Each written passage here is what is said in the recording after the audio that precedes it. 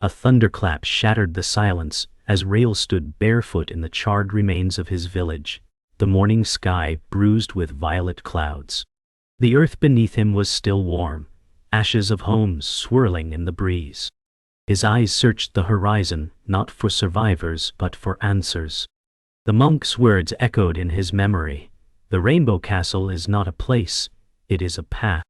Grief weighed heavy on his chest as he stepped through what was once his family's garden. A charred wooden doll, half burned, lay in the soil.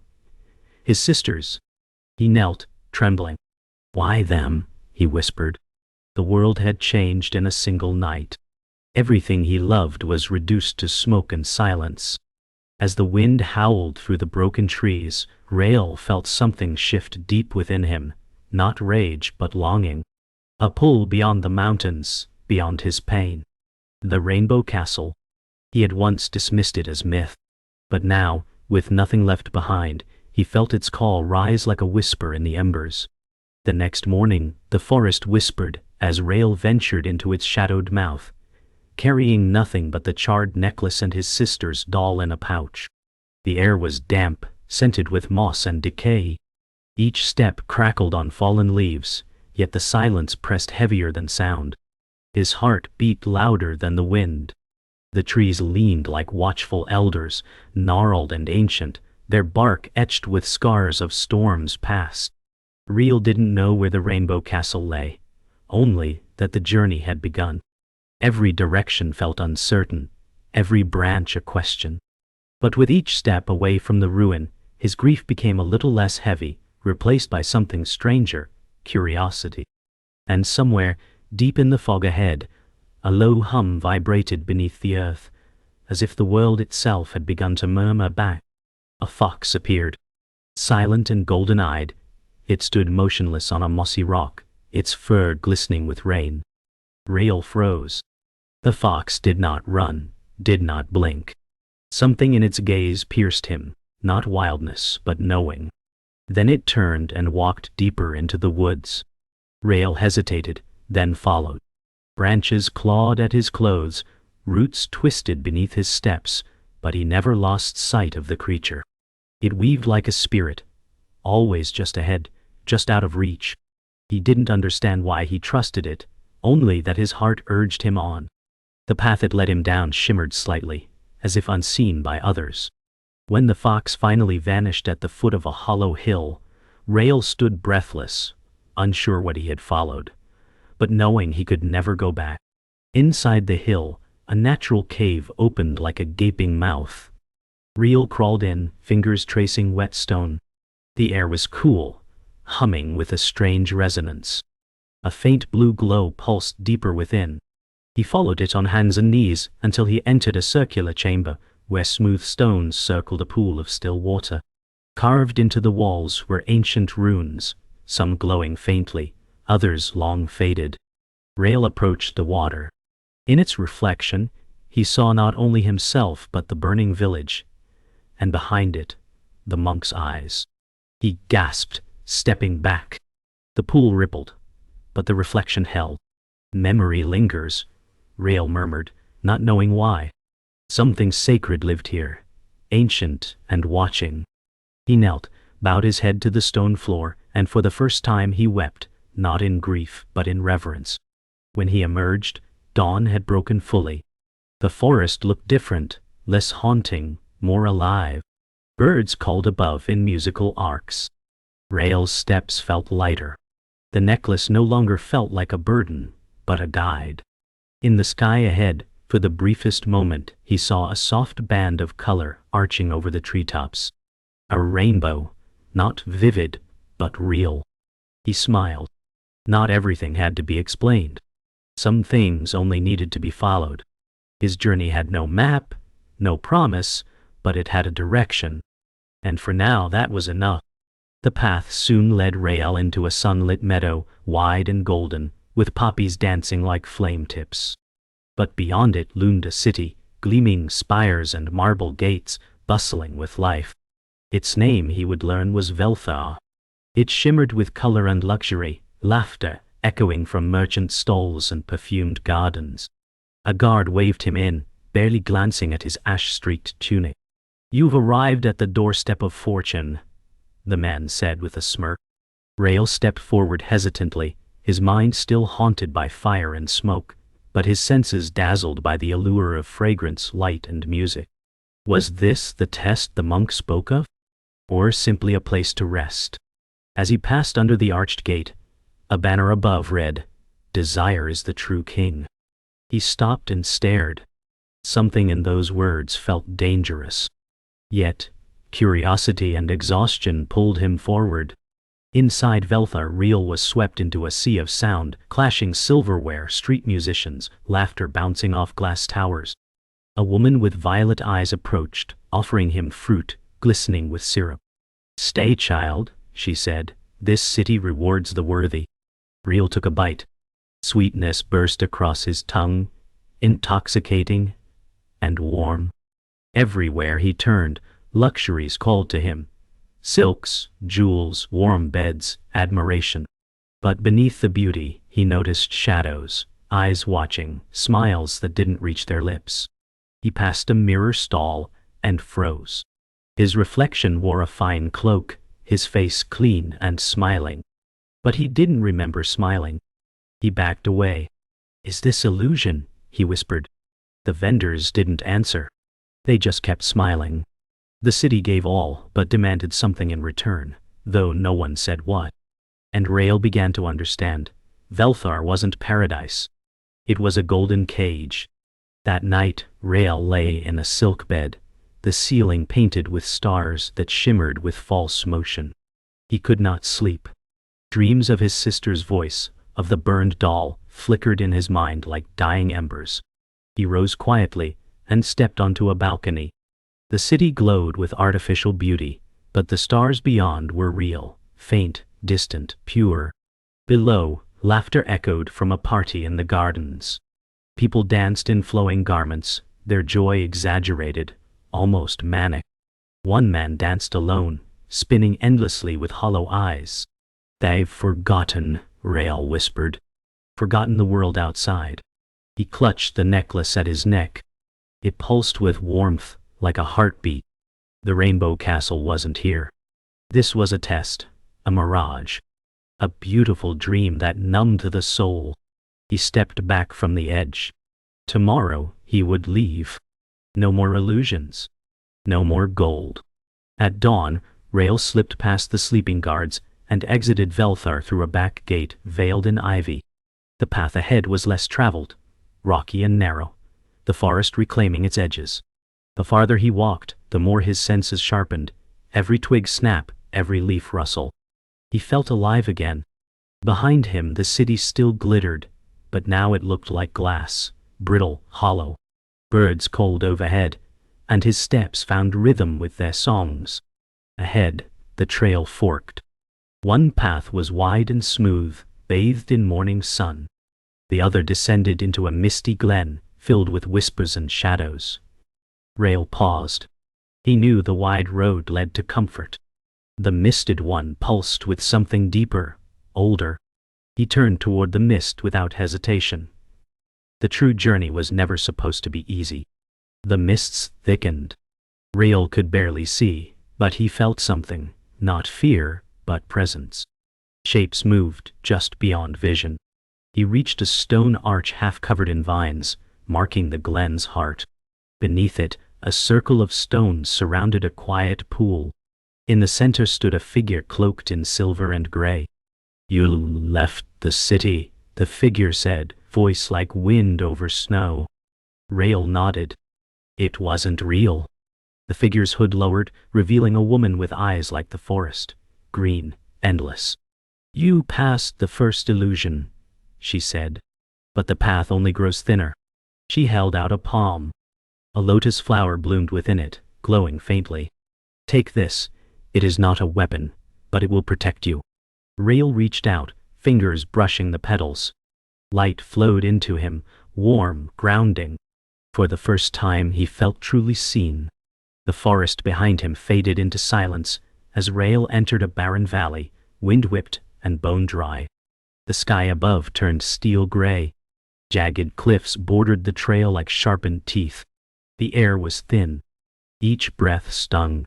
He clutched the lotus, now dim, and walked on. In the dust ahead he saw mirrors, tall, freestanding, unmoving. They reflected not his face, but fractured versions of it. Angry, smug, proud. He tried to look away, but his feet moved closer. One mirror showed him on a throne, cloaked in jewels. Another showed him turning away from his sister's call. "This is who you are," the voices whispered. "This is who you will become." Rael's knees shook. "No," he muttered. "That is who I was." The mirrors cracked but did not shatter. And he passed through their circle, changed, but scarred. Darkness fell quickly that night, unnatural and thick. Rael lit no fire. In his dreams, he stood in a hall of shadows. Voices echoed, some familiar, others foreign. From the void stepped his sister, but her face was pale, distant. "Why did you leave me?" she asked. Rael reached out, guilt choking him. "I tried to save you." But the figure faded into smoke. Then came his parents, villagers, the monk, all accusing, all silent. "You seek truth," the monk said, "but deny your pain." Rael screamed. The cave walls shook. He awoke, gasping, drenched in sweat, the lotus glowing faintly beside him. This was not a nightmare. It was his past demanding witness. He held the lotus to his chest. "I see you now," he whispered to the shadows. "I won't run again." The darkness listened and did not return. As dawn crept over the cliffs, Rael walked along a narrow ledge carved into the mountainside. Below, a chasm yawned, swallowing light. Wind howled, pulling at his balance. In the distance, a narrow rope bridge stretched across the abyss, old and swaying. A sign nearby read, "The path of self must be crossed alone." His palms sweated. He gripped the first rope, heart pounding. Each step felt like forever. Midway, the wind surged. He nearly slipped. Below, shadows moved. A voice rose from the depths. "You are not enough." Rael froze. His breath came ragged. "You are weak." Another gust. "Turn back." His fingers clenched tighter. "No," he growled. "I have already crossed worse." With a final push, he crossed. On the far side he fell to his knees, trembling, not from fear, but triumph. The land beyond the chasm turned crimson, an endless desert of red sands and whispering dunes. Rael trudged forward, the heat surreal, the sky streaked with molten gold. He saw illusions rising, a tent filled with laughter, a vision of his sister calling him home, even the rainbow castle itself glowing just ahead. Each one vanished when touched. "Desire plays tricks," he muttered, shielding his eyes. Time stretched thin. Days blurred. Hunger gnawed. He fell to his knees. "Why must the path burn?" he cried. Then the lotus in his pouch pulsed again. Not bright, but steady. He closed his eyes, let go of craving, of destination. When he opened them, the desert changed, not cooler, but still. No illusions. Just a path forward. And Rael rose, no longer chasing, only walking. As night fell, Rael found shelter beneath a lone stone arch deep in the desert. Stars burned overhead, clear, brilliant, infinite. He lay on the sand, breath steady. A whisper rode the wind. "You have passed the gate of mirrors, the gate of fear, and the gate of longing." It was not a voice outside him, but within. He held the lotus close. "I am not who I was," he said aloud. The wind carried his words into the stars. In the silence that followed, something shifted, not around him, but inside. A quiet stillness. A truth that needed no proof. The castle no longer felt far. It was closer than his breath. He closed his eyes, and in the silence he smiled, not with joy, but with understanding. Rael awoke to birdsong and light filtering through golden leaves. The desert had vanished, replaced by a forest of autumn trees glowing in amber and rust. He stood, blinking at the sudden beauty. A river shimmered nearby, silent and glass-like, reflecting the canopy above. Across the water, a small wooden bridge curved like a question mark. On it stood an old man with eyes closed, motionless. Rail approached and waited. Minutes passed. Then, the man spoke without opening his eyes. "Why do you come?" Rail answered softly, "To see what lies beyond." The man nodded. "To see you must unsee." He gestured to the water. Rail looked down. His reflection shifted. "Child, wanderer, prince, beggar, beast. These are yourselves," the man whispered. "Which one will cross?" Rail stepped forward. "None of them," he said. "Only I." The reflection stilled. The bridge opened. Crossing the bridge felt like walking through memory. Scenes flickered beside Rail, his mother's laughter, his first fall, the night his village burned. None touched him, yet all felt close. At the bridge's end, the trees gave way to a wide, misty plain. In its center stood a single stone altar, cracked and weathered. On it, a scroll rested. As he approached, the mist parted, revealing words carved into the ground. "Truth has no shape." Rail unrolled the scroll. It was blank. Confused, he turned it over. Nothing. A voice rose. This time, unmistakably, the monk's, though no one was near. "Your truth is not told. It is lived." Rail closed his eyes and placed his hand over the scroll. Words began to form, not ink, but light. His story, not past, but present. No longer written by fate, but by choice. With the scroll in hand, Rail moved into the hills where the wind carried no scent, no sound. Only silence. The silence pressed on him, thick and solemn. He climbed until he reached a flat plateau surrounded by monolithic stones. Carved into them were ancient symbols glowing faintly. As he entered the circle, his heartbeat slowed. A voice rose, not from without, but within. "Speak your burden." Rail hesitated, then knelt. "I carry guilt for surviving, for not saving her." The wind stirred. "What will you do with it?" Rail lowered his head. "I will turn it into love." Stones glowed brighter. One cracked open, revealing a crystal shard, humming with energy. He picked it up. It vibrated with his pulse. "The wound is the path," the inner voice said. "And you are ready to walk it." Rail nodded, tears falling quietly. Night fell again, this time gentle and solemn. Rail built no fire, needing no warmth. He placed the lotus, the scroll, and the crystal beside him. As he sat in meditation, a shape emerged from the darkness. A young girl, barefoot, smiling. His sister. But something was different. She shimmered, made of light and memory.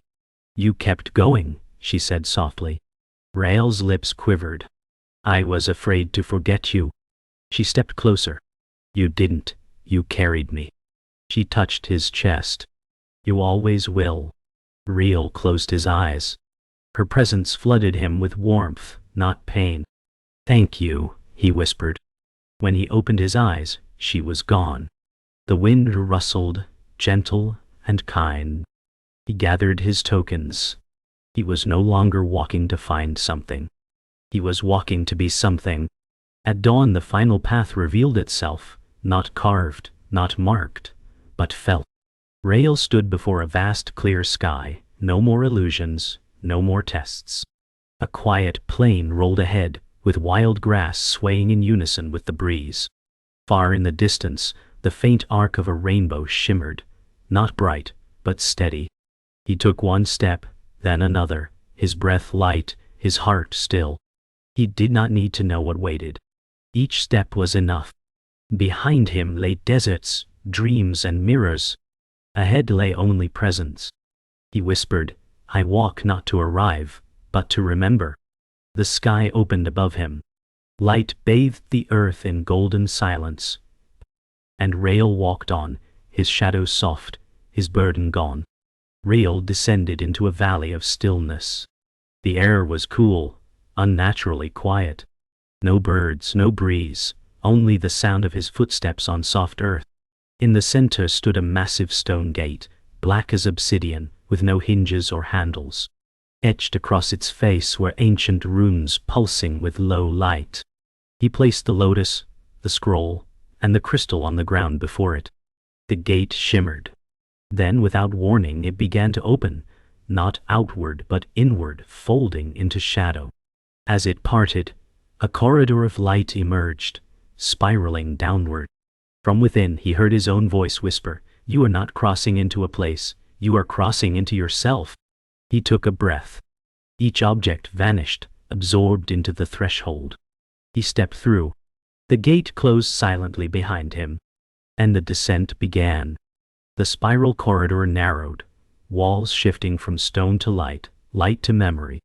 Rail saw flashes, his mother singing, the monk smiling, the burning village, the fox's eyes.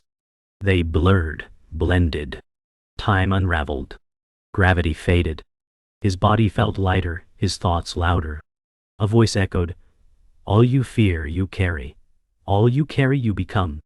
A mirror formed ahead. This time, it was not warped. It showed Rael as he was, tired, scarred, yet calm. He studied his own face, and did not flinch. "I accept you," he said. The mirror melted into light. A final step downward revealed a chamber of silence. No walls. Just space. He floated, not through magic but peace. All motion stilled. The journey was no longer outward. It was inward, toward the still center of being. In the center of the chamber, light condensed into a figure, a shimmering version of Rael, ageless and composed. "Why have you come?" it asked. Rael answered calmly, "To let go of who I was." The figure tilted its head. "Even sorrow, especially sorrow. Even hope, yes," Rael said. "Hope chained me to outcomes." The figure smiled, not with approval but understanding. "Then what remains?" Rael placed his hand over his heart. Awareness. The figure dissolved. In its place, a seed of light hovered, small, silent, pulsing.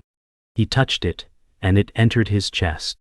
For a moment, there was no Rael, no chamber, no thought, only being. No longer a seeker, no longer a self, just stillness. And then breath returned. Eyes opened. The chamber was gone. Only a new dawn remained. Rael woke atop a hill, overlooking a crystal lake. Birds returned. The world had color again, gentle greens, radiant blues. In his chest, the light pulsed gently, neither heavy nor bright, just there. A gentle breeze touched his skin. For the first time, he felt no need to move. No tension pulling him forward. The journey had not ended, but it no longer required striving. He stood and gazed into the lake. His reflection smiled, not in pride but peace. "There is no castle," he whispered. "Only clarity." A distant bell rang, though no temple was near. Perhaps the world itself had rung, acknowledging his stillness. He began walking again, not toward, not away. Simply walking. In each step, the world breathed with him. Along the path, Rael met no monsters, no tests, only silence. But it was a generous silence, one that listened. Trees greeted him with shade. Streams mirrored his stillness. Every breeze carried no message, just presence. And then, as clouds parted above, he saw it. Not a castle, but an arc, 7 colors woven in light, stretched across the sky. It pulsed faintly. A rainbow. But it wasn't there to be reached. It simply was. A symbol, not a destination. Rael stopped, smiled, and sat in the grass. "I have arrived," he said, not because he'd found something, but because he'd lost the need to seek. The light played across his face. For the first time, he laughed. The sound surprised even him. It was not joy. It was freedom. A distant chime echoed across the meadow. Rael looked up. Above, Clouds parted with reverent slowness, revealing a staircase of light spiraling upward into sky. It shimmered, not solid, yet not illusion. The rainbow that had once been a symbol now invited him to rise. Not to conquer, not to reach, but to understand. He stepped forward. With each footfall, the world below faded, not into shadow, but into memory. Forests, rivers, trials, they softened, becoming part of him. He did not look back. The staircase did not promise answers. Only peace. Each step was weightless, carried by intention. And in that ascent, Real felt neither urgency nor hesitation. The sky no longer felt far. He was rising not through space, but through self. The path dissolved beneath him, and he did not fall. He simply continued. Halfway through the climb, the sky deepened into indigo, and Rael entered a vast cloud of memories, hanging like constellations suspended in air. Around him floated moments from his past: the burning house, his mother's embrace, the fox in the mist. He reached out, and the images responded, not by replaying, but by softening. The pain remained, but the sharpness had dulled. Each memory bowed in respect, not demand. "You shaped me," Rael whispered, "but you do not bind me." The images flickered and dissolved into starlight. His steps grew lighter. For the first time he understood. The past does not leave, it quiets. It finds its place when seen fully. And so he walked not through illusions, but through acceptance. The staircase vanished. Rael now stood in an endless white field, neither land nor sky, just presence. Before him was a single figure, cloaked in white, faceless, radiant. It mirrored him, yet was not him. They said nothing. The silence carried more than speech. Then the figure stepped forward and bowed. Rael did the same. A communion without words passed between them. No lessons. No riddles. Just being. The figure reached out. In its palm lay a single drop of golden light. "What is it?" Rael asked without speaking. Figure's answer was not a sound, but a knowing. "It is what you are when there is nothing left to lose." Rael took it. It entered him quietly. The figure faded. He remained. Whole. Empty. Empty. Awake. The moment passed. Light returned, not above, but from within. Rael stood now on a ledge carved from pure light, overlooking an endless horizon. There, the rainbow castle emerged, not a structure, but a living manifestation of peace, shaped by motionless motion, color without form. It shimmered like a dream remembered rather than seen. Rael approached, not as a seeker but as one already arrived. The castle did not open. It simply accepted. The walls were not walls but waves. The halls were not halls but echoes. He entered, and was not consumed. He was returned. Inside, he felt no boundaries. No time. Only presence. The castle was not a destination. It was his reflection, made visible. Rael sat at the center of the castle's heart, where no throne stood, no crown waited. Only silence. The rainbow above arced through the crystal ceiling, casting gentle hues across the walls. He closed his eyes. The journey was done, not because he had found something, but because he had nothing left to find. Peace was no longer distant. It was his breath, his stillness, his being. The lotus bloomed beside him, not the one he carried, but one born from light, eternal and unfolding. In that moment, Rael vanished, not disappeared, but expanded. His form softened into wind, his presence into light. The castle pulsed once, then stilled. And the world beyond turned gently, as if bowing. A new day began. And Rael was everywhere. The light faded, not into darkness, but into clarity. Rael now stood once more upon the earth, though it was not where he began. The landscape was familiar yet renewed, trees deeper in color, skies wider, rivers singing with richer voices. Villagers moved through the land, faces serene, touched by something unseen. Rail passed among them, unnoticed yet present. Where his feet touched the ground, wildflowers bloomed. Where he paused, wind softened. A child looked up and smiled, as if sensing something sacred. Rail smiled back, though he made no sound. He was not a teacher, not a hero. He was simply awake. The Rainbow Castle had not disappeared. It lived in the spaces between things, in the hush between heartbeats. And wherever Rail walked, silence followed, not empty, but full. He wandered not with purpose, but presence. At the edge of a forest, he sat with an old woman who asked no questions. They shared tea in silence. By a riverbank, he helped a boy mend a torn kite, never speaking a word. In the city he once passed through, the gold had faded, but the laughter was true. He stood beside a musician playing for no one, and listened until the sun dipped low. Wherever he stayed, people felt lighter, though they didn't know why. Some said it was the wind. Others, a dream. Rail said nothing. He needed no acknowledgement. His peace was not for display. It simply was. He didn't change the world. He reminded it how to breathe. And that was enough. Seasons passed. Rail's presence became legend. Some called him a guardian, others, a ghost. A few said he was a monk who had returned from the mountains. But no one remembered his name. And that was right. His name had served its purpose. He watched as children grew, as trees bore fruit, as rivers swelled with spring thaw. The world moved on, and Rail moved with it. He didn't hold on. He didn't linger. In a high meadow one spring morning, he stood still for a long time. Then, he simply sat beneath a flowering tree. He closed his eyes. And he did not open them again. Not because he died, but because he had become stillness itself. The wind rustled softly. The tree bowed its blossom-laden limbs. And peace settled in. In time, others found the tree.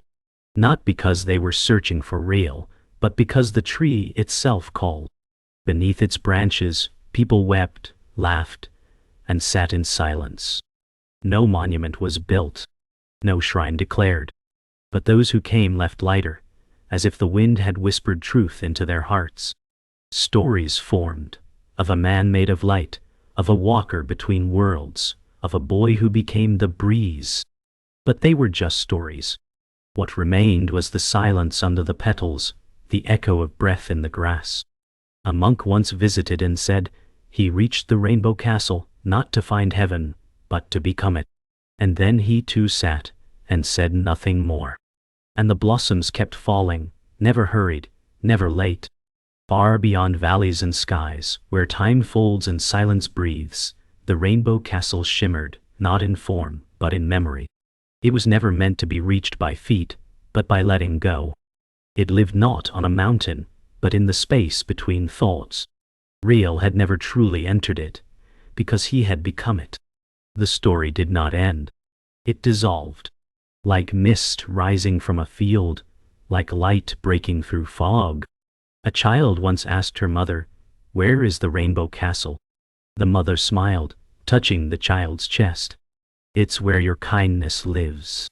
And the child believed her. As the wind lifted, the faintest colors arced across the sky. No one pointed. No one clapped. They simply watched. And then quietly returned to living.